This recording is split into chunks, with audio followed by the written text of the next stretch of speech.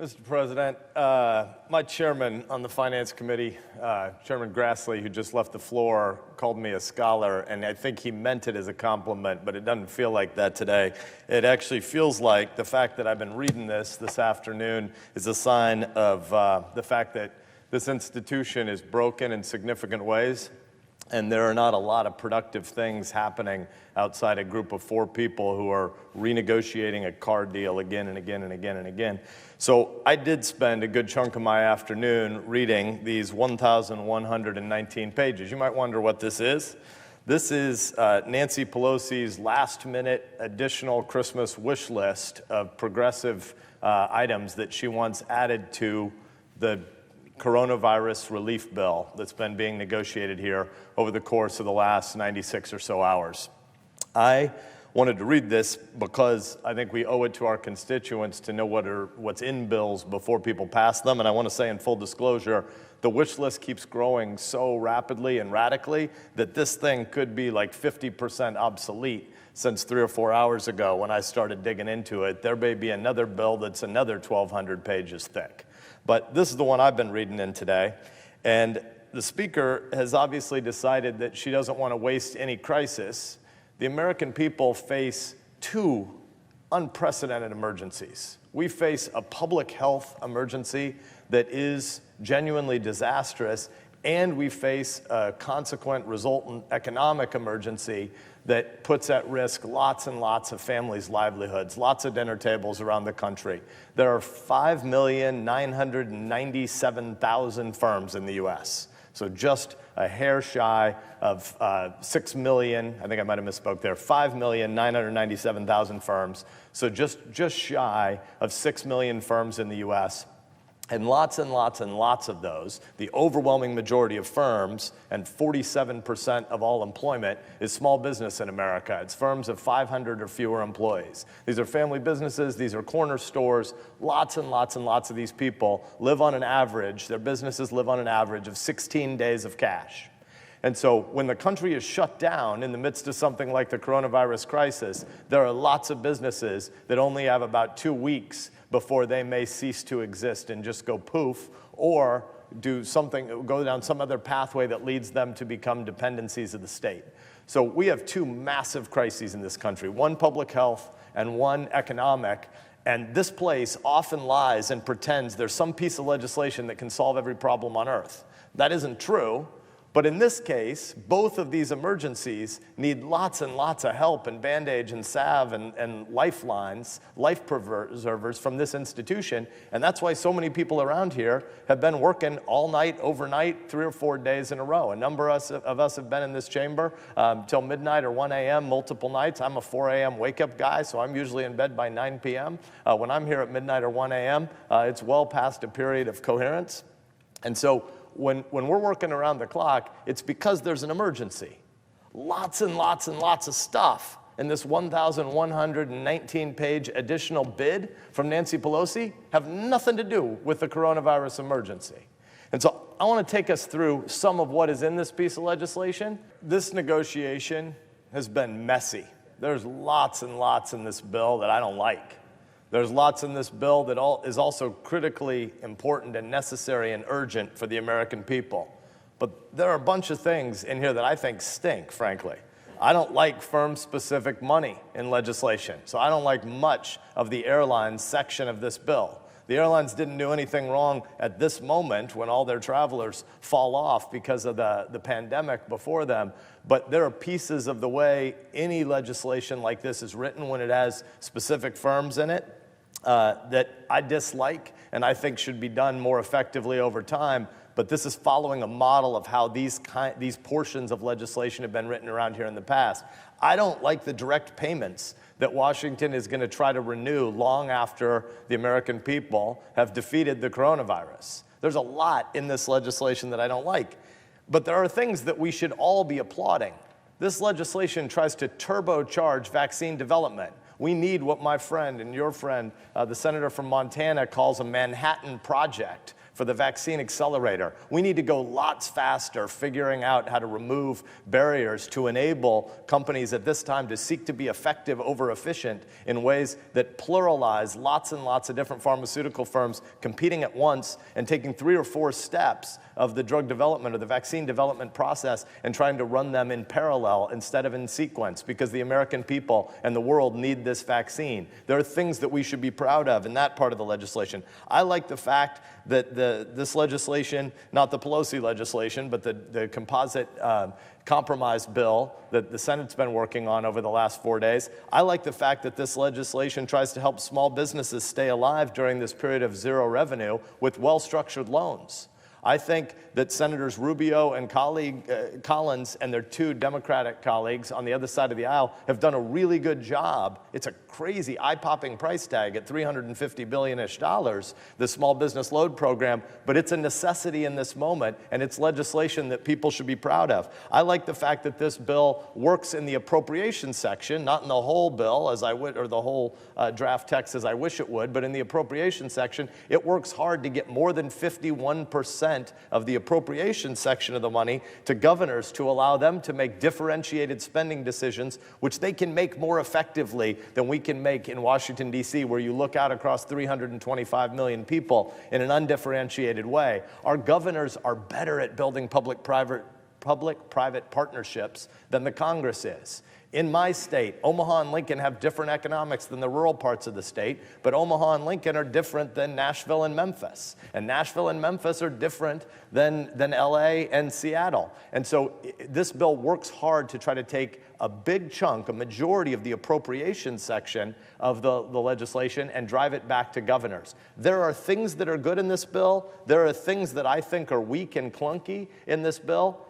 But it was negotiated in a bipartisan way, in good faith, on topics and issues that were related to the coronavirus emergency. It wasn't a Republican bill. It wasn't a Democratic bill. It certainly isn't my favorite bill or piece of legislation around here. But it was a good faith bipartisan attempt that people were negotiating on all weekend. But instead of taking that legislation, urgent, necessary legislation, and passing it quickly, Democrats have now decided to allow Speaker Pelosi to block it through proxies here in the Senate so that she can rewrite the bill with a ton of crap that has absolutely nothing to do with the public health emergency that we face at this moment. So I've been reading the legislation this afternoon. We got families that are suffering. We got small businesses that are closing literally by the hour. We have doctors fighting to prevent their hospitals from being oversurged and overwhelmed. And what is Speaker Pelosi trying to do? She's trying to take hostages about her dream legislation, all sorts of dream legislative provisions that have nothing to do with this moment, and say the American public can't get access to the public health piece of legislation or the economic relief pieces of legislation unless she gets hostages that are entirely unrelated to this moment. We're better than that. Democrats in the Senate are better than that. Many of them are privately embarrassed about this. I don't understand how they voted today to filibuster this bill for a second time when in private, many of them tell us, well, this is just a part of the negotiation and our leaders want us to vote this way, but I'm really uncomfortable with it because I don't think we should be dealing with unrelated issues. I've had multiple Democrats today tell me they don't think we should be dealing with unrelated issues, things not about the health or economic emergency before the nation. But here's why we've stopped. Here's why the bill that's before us, again, not my favorite piece of legislation, not Republican, not Democrat, but a bipartisan, good faith piece of legislation. The reason we're not voting on it is because 1,119 pages of new Nancy Pelosi demands that we should consider. I promise you that every Washington, D.C. lobbyist right now has been combing over this 1,200 pages all afternoon, just like I have, because they wonder what goodies in it they can claim credit for, or they wonder what goodies that are against the interests of their sector they should be negotiating against. We shouldn't be debating anything in an emergency moment like this with another 1,119 pages being dropped in at the last minute of wish list demands. So I decided to start digging through it. I'm going to give you a few highlights or lowlights. Here's page 421. Page 421, line 22, minimum student loan relief as a result of the COVID-19 national emergency. Not later than 270 days after the last day of the COVID emergency period. Think about what this means. Not later than 270 days, that's 9 months. 9 months after the emergency is over, then the Secretary of Education has to do all this new stuff. Nobody who wants student debt loan forgiveness should pretend that this is about getting emergency cash into the economy for liquidity or solvency, because the Nancy Pelosi demand about loan forgiveness says right here, this is for something 9 months after the emergency. This is something that many Democrats want. As a former college president, I actually think this is a bad idea, but there are intellectually defensible reasons to argue for it. There are reasonable cases to be made, but they've tried to make them in the past and not been able to pass the legislation, and it has nothing to do with the coronavirus. Not later than 270 days after the last day of the COVID-19 emergency period, the Secretary's concerned shall jointly carry out a program under which a qualified borrower, with respect to the covered loans and private education of loans of such qualified borrower, shall receive in accordance with paragraph 3 an amount equal to the lesser of the following: A, the total amount of each loan covered and each private education loan of the borrower, or B, $10,000. So what this says is you can feel the burn with a $10,000 public and private loan cancellation project a year in the future. Or depending on how long this emergency goes, this emergency could be with us through a trough in the late summer and another peak in the fall and winter. We may be in the coronavirus emergency for more than a year. And so Speaker Pelosi says, well, the secretaries, the cabinet officials in the executive branch probably shouldn't be burdened with this now, because obviously it has nothing to do with coronavirus. But in the future, we want to bake into law a $10,000 loan forgiveness program that has nothing to do with coronavirus. That's wrong. This institution has been bleeding public trust for a long time. When we pass a $2 trillion piece of legislation in the middle of an emergency, there are going to be lots of things wrong with it. There are going to be lots of reasons why the public looks back and says, why aren't you all more competent? Why couldn't you have done this better? Why wouldn't you have done that better? Boy, this feels clunky. Why would these people be included in the direct payments, but those people wouldn't? You have to earn $2,500, but we're using the 2018 tax returns to be able to determine whether or not you earned your $2,500 to be able to qualify for the $1,200 per family, and it phases out from $75,000 to $95,000.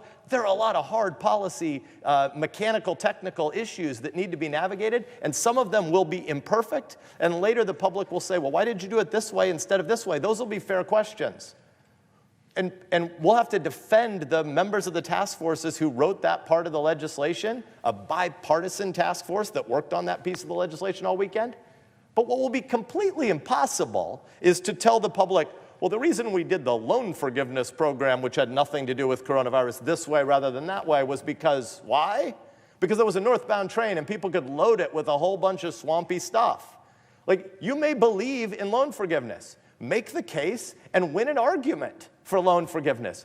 Don't do it on the backs of a national emergency when in Nebraska I have families calling me from Omaha where spouses have just been put in new institutions in the last 2 or 3 weeks because of declining dementia, because of Alzheimer's, and as soon as they got put in an institution, that institution got put on quarantine lockdown, and a husband only in his late 60s, but who's losing his entire mind and memory, he doesn't understand why he's there. And his wife can't visit him anymore. His kids can't visit him anymore, and he doesn't know what the heck's going on. That's a genuine tragedy. That's not an occasion for Nancy Pelosi to try to get a loan forgiveness program done that she couldn't get done by regular legislation. It's wrong. And the Democrats in this body, most of them know it's wrong. None of them are going to come down here and make an argument.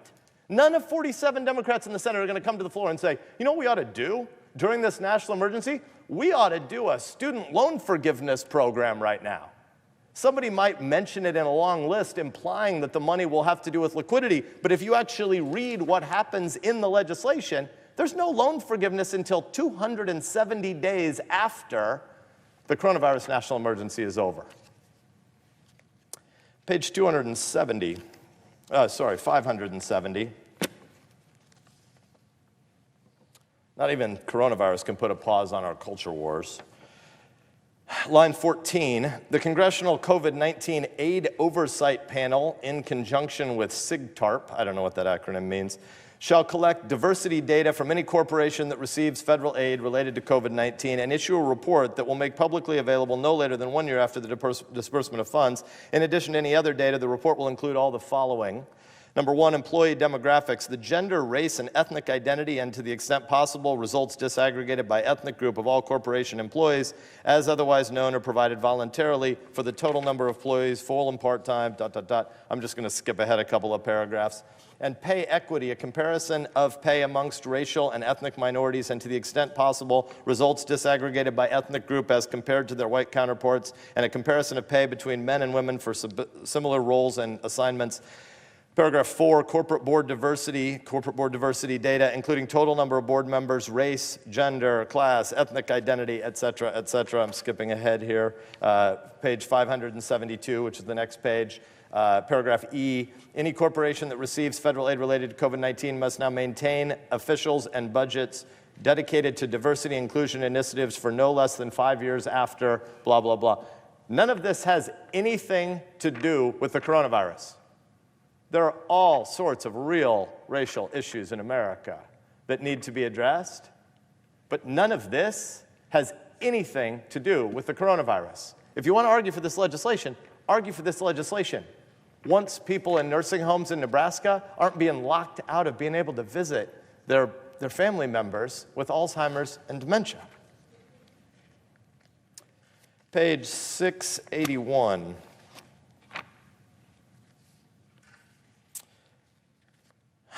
Line 16, section 325, same-day registration. In general, each state shall permit any eligible individual on a day of the federal election or on any day when voting, including early voting, is permitted for a federal election, to register to vote in such election at the same polling place using a form that meets the requirements under Section 9B of the National Voter Registration Act of 1993, or if the individual is already registered to vote, to revise any of the individual's registration information, and B, to cast such a vote in an election. Paragraph 2, exception the requirements under paragraph 1 shall not apply to a state in which, under a state law in effect, continuously on or after the date of enactment of this section. You see, what this is about same-day voter registration, because November 3rd is just 225 days away. And if there's anything the American people are worried right now about, it's that they would like Washington, D.C. to take away the authority of 50 secretaries of state and determine the way you conduct local elections in America. This has absolutely nothing to do with coronavirus. Absolutely nothing to do with coronavirus. This isn't a Republican versus Democratic scream. This is nonsense. This is 99% of the American public, if they were in this gallery, would be shaking their head and rolling their eyes and saying, what? You guys are trying to decide that the federal government should, for the first time in U.S. history, change the way local elections are conducted by secretaries of state in America? By the way, there's no one in the gallery for a reason. The gallery is shut down because we're in the middle of a pandemic. So this probably isn't the time to be having a debate about whether the federal government should micromanage the way our 50 states conduct their elections. I think this is a bad idea, but if you want to argue for this idea, let's do it as soon as the pandemic is over. Come and actually make an argument. Quit trying to exploit a crisis. Page 725. There's almost no section of American life or government that can't be touched in an emergency if you want to play exploitative politics. Line 12, Division N, U.S. Postal Service provisions, because of course in the middle of a pandemic, you know what the American people want? They want to have a labor fight about the Postal Service. Section 140001, elimination of the USPS debt, additional borrowing authorities. In general, notwithstanding any other provision of the law, paragraph 1, any outstanding debt of the United States Postal Service owed to the Treasury pursuant to sections 2005 and 2011 of Title V United States Code on the date of the enactment of this act is hereby canceled, and paragraph 2, after the date of the enactment of this act, the U.S. Postal Service is authorized to borrow money from the Treasury in an amount not to exceed, I got to count all these numbers, $15 billion to carry out the duties and responsibilities of the Postal Service, including those under Title 39 of the U.S. Code, and the Secretary of the Treasury shall lend to such amount at the request of the Postal Service. Paragraph B, repeal of the fiscal year borrowing limit of Section 2005A1 of Title 39. The United States Code is now amended by shrinking the paragraph, quote, in any one fiscal year, close quote, and all that follows that period. Please, Senate Democrats, you don't believe that this is good governance. Somebody please come to the floor and defend why we're doing a Postal Service bailout in the middle of an emergency. I know that Bernie Sanders believes in Postal Service reform. I don't agree with Senator Sanders on this, but he's actually pretty thoughtful about it. He spent a lot of time thinking about how you might bail out the Postal Service. So if Bernie Sanders wants to argue for a Postal Service bailout, he should make that case. There's not a single, I haven't been here all day, but I've presided a couple hours. I haven't heard a single Democrat come to the floor and argue for a Postal Service bailout.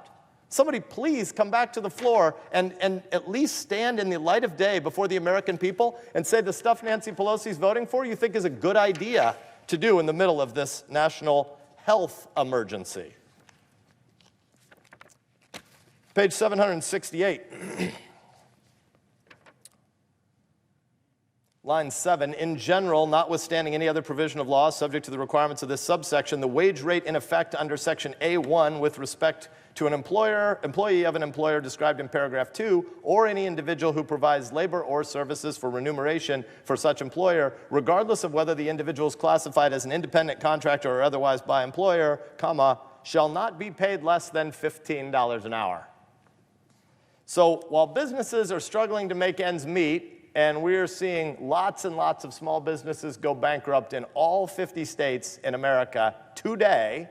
Businesses are going bankrupt in America today in all 50 of the states that we represent. Speaker Pelosi wants to raise the minimum wage to $15 an hour. I used to be a professor. I'm a business guy by background, but I was a history professor for a long time. And when I would teach, I taught in the Socratic method when I taught in a seminar. In a lecture class, it's different, but in a seminar, if I had 12 students or I had 15 students in a class, I would regularly try to frame up a given weekly seminar, and I would try to figure out how to map a debate where you could get about half the people in the class on each side of a debate. But if it ended up that the debate was off-weighted, and there was a minority group and a majority group, I would tend to join the minority group regardless of what my view was on the issue, and I would try to fight for the minority position just to help spice up the debate and make it more interesting.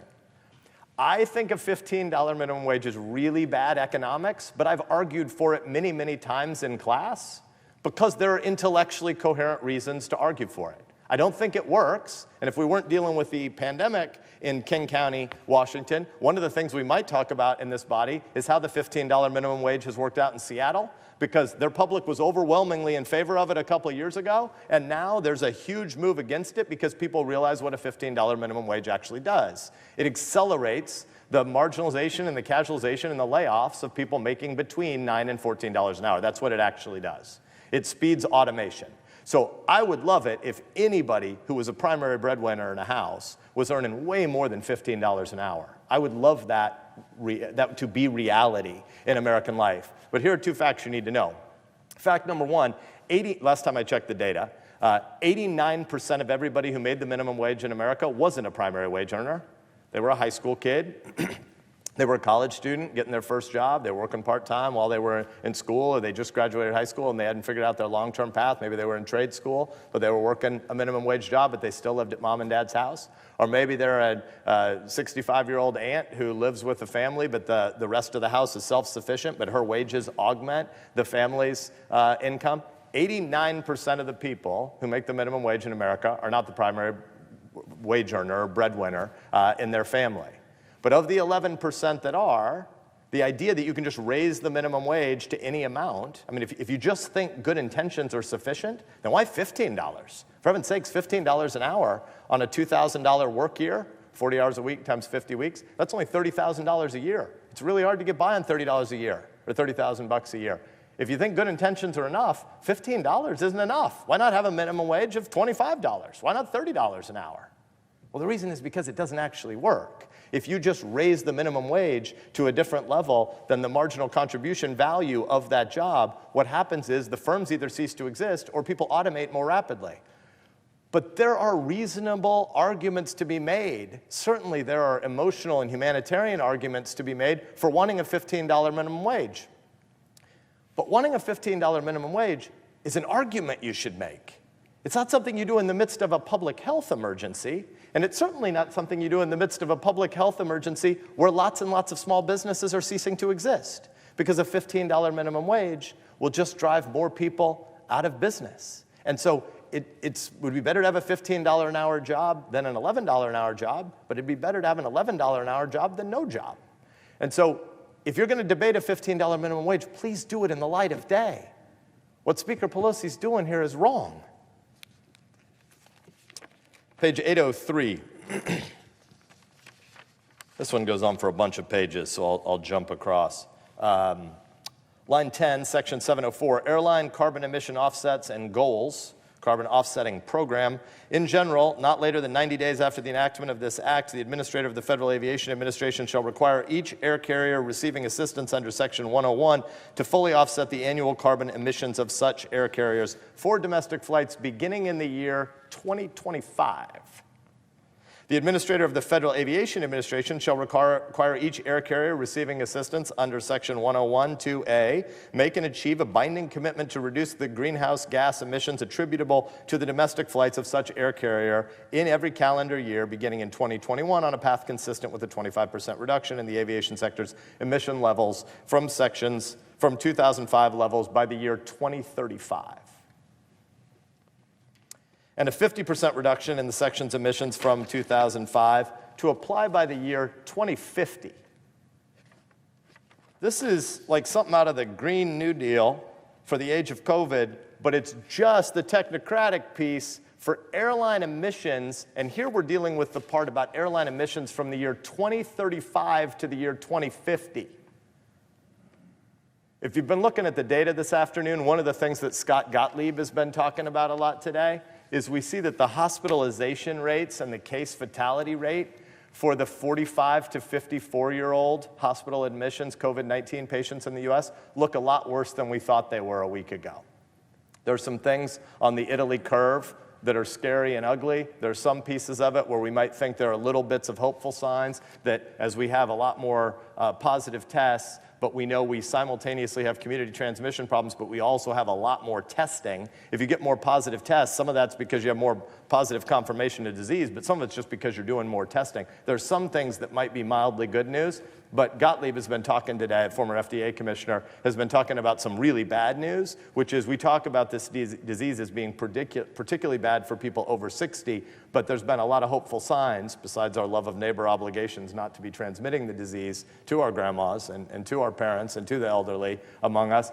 But it looks like among 45 to 54-year-olds, if the death rate does look to be, we don't know, but on some preliminary data, looks to be between 0.5 and 0.7% compared to flu at 0.1% across the whole population. That would be a stunningly high case death rate among the 45 to 54-year-olds. You know what none of those people care about right now? Maybe they care about it, but they don't think that we should be legislating on without any long debate. None of them are talking about airline emissions between the year 2035 and 2050. Nancy Pelosi shouldn't be talking about it either.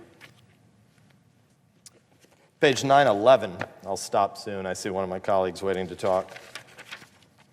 Page 911, line 3, section 404, modification of the special rules for minimum funding standards for community newspapers. You wonder what's going to stop the public health crisis? We should talk about the business model of local newspapers right now rather than getting the American people the health and the relief they need. Paragraph A, amendment to the Internal Revenue Code of 1986, subsection M of Section 430 of the Internal Revenue Code of 1986, as added by the Setting Every Community Up for Retirement Enhancement Act of 2019, is amended hereby to read as follows. Special rules for community newspaper plans. In general, an eligible newspaper plan sponsor of a plan under which no participant has had the participant's accrued benefit increased, whether because of service or compensation after April 2nd of 2019, may elect to have the alternative standards described in paragraph 4 applied to the plan. Eligible newspaper plan sponsor, the term eligible newspaper plan sponsor here means, and then there are like 4 or 5 different definitions of what an eligible newspaper plan sponsor would mean.